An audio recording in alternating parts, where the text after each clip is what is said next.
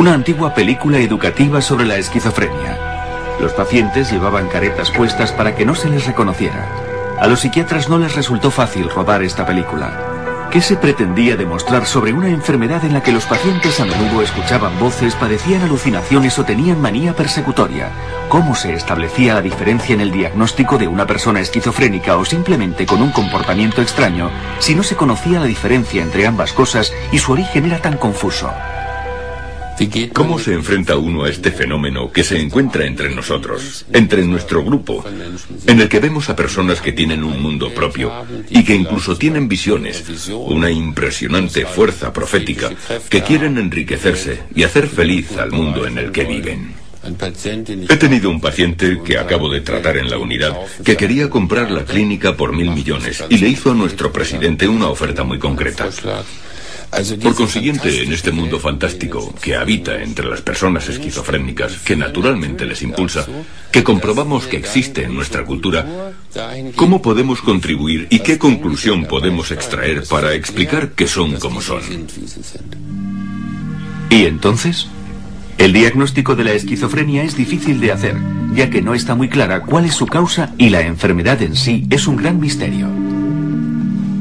Según se conoce a través de una antigua encuesta realizada en un psiquiátrico en la admisión a los enfermos que ingresaban por primera vez hace 100 años, los psiquiatras consideraban que el origen podía ser una educación incorrecta, comportamientos de origen religioso, la avaricia, pero también la vida, la pérdida del honor o lo que es más sencillo, la pérdida de la potencia, y por consiguiente el onanismo endemoniado. Pero los psiquiatras eran conscientes de que hurgaban en la niebla.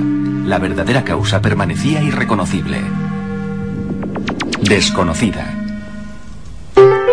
Sin embargo, en el año 1900 se produce un resurgimiento científico. Hasta ese momento todavía se creía que todos los valores de la ciencia se conocían. El mundo estaba prácticamente descubierto. Se debía traspasar la niebla que flotaba en torno a la demencia. Los demonios y los espíritus, que anteriormente habían sido considerados como los causantes de la enfermedad, quedaron desplazados por la electricidad y los gases residuales de los automóviles. ¿Pero qué es entonces? Enseguida se produce un cambio en un doble sentido en cuanto a las causas que producen la enfermedad. ¿Es la esquizofrenia una enfermedad mental o en cierta manera es una enfermedad biológica, un concepto revolucionario? ¿O es una enfermedad de la mente que en líneas generales no está al alcance de la mano como se había pensado hasta ahora? Surge un planteamiento sobre los principios filosóficos que separa las distintas posturas de hoy en día. Atrás quedan las cabinas de rejas y las camillas de inmovilización en las que se les retenía. Se crean instituciones nuevas y modernas y los médicos comienzan a hacer terapias con los pacientes, como por ejemplo en esas norias donde los enfermos giran como en un tío vivo, donde se pueden despertar sentimientos de felicidad. Muchos pacientes ingresan durante meses en clínicas donde se encuentran protegidos a través de baños con vendajes que les proporcionan relajación y tranquilidad durante horas.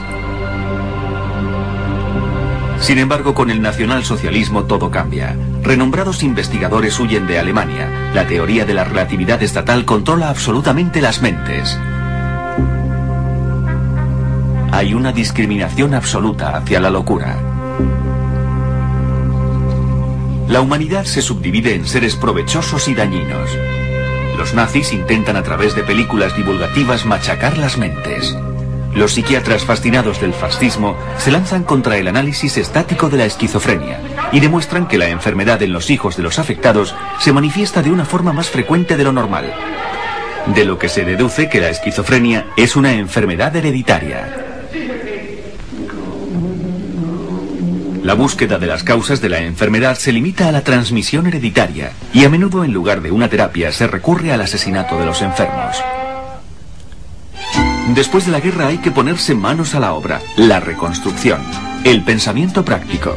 Por lo menos en Occidente no se tenían en cuenta estas grandes teorías, y mucho menos en la psiquiatría. Se hace muy difícil tener un comportamiento civilizado, ya que también permanecen antiguos nazis entre las autoridades.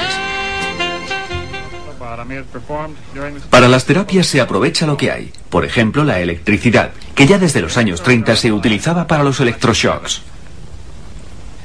Utilizados tanto para ataques epilépticos como en las terapias contra la psicosis.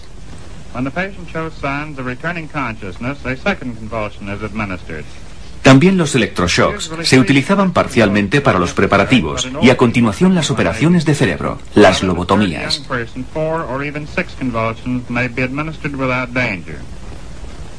Aquí se muestra cómo se realiza en un paciente ya muerto. Una película educativa para psiquiatras realizada por el propio inventor de la lobotomía, el Dr. Walter Freeman de Washington. La tapa frontal se separa del resto del cerebro. El doctor destaca lo fácil y rápida que resulta hacer esta operación. Solo se necesita habilidad artesanal y un piolet, que se introducirá hasta el cerebro a través de los ojos. Hasta ese momento se creía que a los esquizofrénicos había que arrestarles, ya que no se les podía hacer responsables de la fantasía y la creatividad de su cerebro. Con esta operación se separaban las conexiones de las partes afectadas del resto del cerebro. Que los psiquiatras tuvieran plena seguridad en cuanto a la causa de la enfermedad llevó a una de las terapias más graves que dio lugar a personas emocionalmente deshechas. En principio, estos métodos se abandonaron con el descubrimiento de los medicamentos psiquiátricos modernos, los neurolépticos.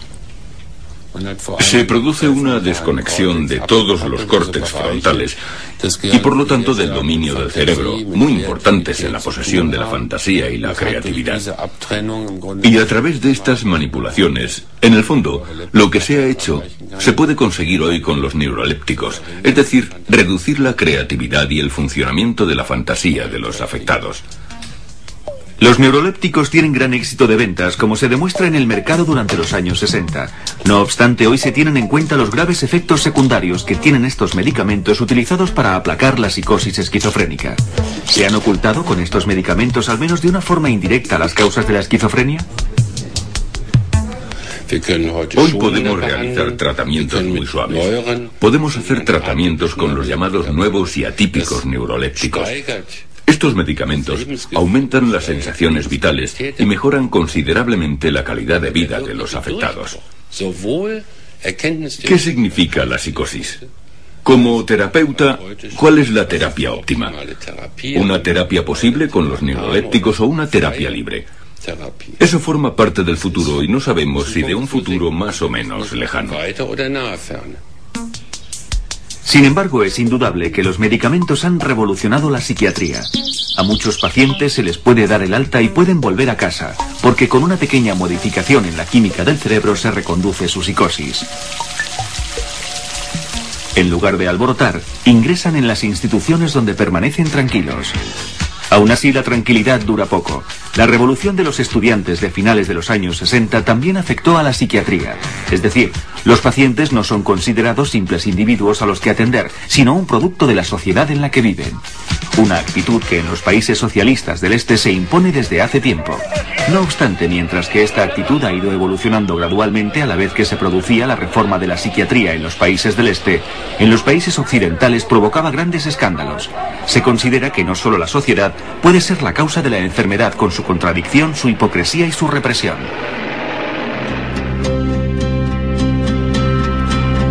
El punto culminante de esta opinión lo encontramos en Heidelberg, en el colectivo de pacientes socialista. Al aceptar que el enfermo de esquizofrenia especialmente sensible se encuentra afectado por la injusticia y la contradicción de la sociedad, este se convierte en un revolucionario. La enfermedad se ve desde un punto de vista positivo, ya que se abren los ojos hacia ella y se politiza frente al sentimiento autoritario del Estado.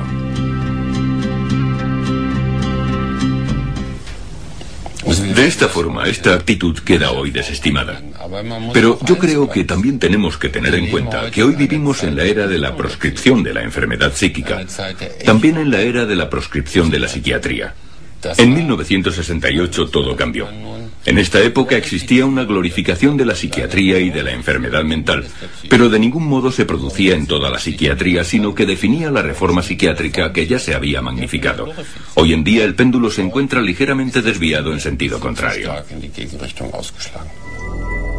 Quizá tenga algo que ver en esto que hoy la causa de la esquizofrenia se vuelve a buscar más en el aspecto biológico. El cerebro se encuentra en el núcleo de la investigación, al mismo tiempo que se encuentra una solución a la antigua contradicción entre el origen psíquico-mental y el origen orgánico-biológico de la enfermedad. Como ya se sabe, el cerebro como órgano representa nuestra psique, y con la enfermedad se altera.